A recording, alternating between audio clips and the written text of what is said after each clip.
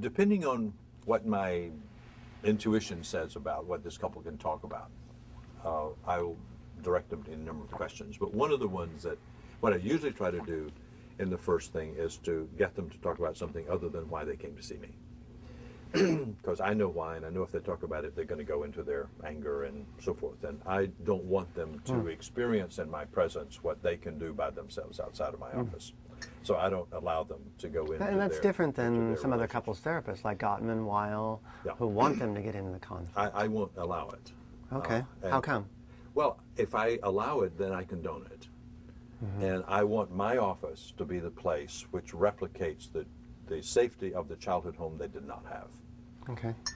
So when they come and sit, now they'll get into it, but I'll interrupt it. Okay, okay. Well, they in do fact, I too, even asked one man one time to say, this is a law in my office. You cannot yell at your wife, and if you don't stop now, you can go to the door.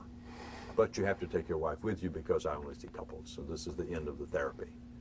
And he said, you're serious? And I said, absolutely serious. So if you want to stay in my office, you sit down and you do what I say. Well, like my mother used to say, you don't go into other people's homes and start messing it up, and you shouldn't do it in your own home. This is my office.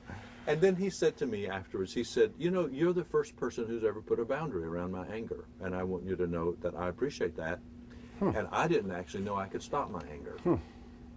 I said, okay, thank you. I'm glad about that. There's a place for the law. There's a place for the law. And so then we go back to the process. And so, okay, now would you mirror your partner? And he, you know, he goes through that turbulence and does that. But what I start off with is, would you, George, or would you, Mary, tell, it can be any number of questions, what was it like for you to be a child in your family? Tell Mary about what that was like. Oh, well, why do I want to try a child? Well, just tell her. You know, it's important to know what you brought to the marriage. And you each brought some childhood fears and vulnerabilities and pains and so forth. So, blah, blah, blah. Would you do that? Well, childhood was, and it's Mary, and such. And then, Mary, will you mirror that back? Or I might say, you know, I have a feeling that, as I'm just sitting here in the first few minutes, is that I have a feeling that what would really help your relationship is if you had a plan. Because I'm feeling chaos in the room. I have no direction whatsoever. Right, so, would you tell Mary what the marriage would look like if it were just right?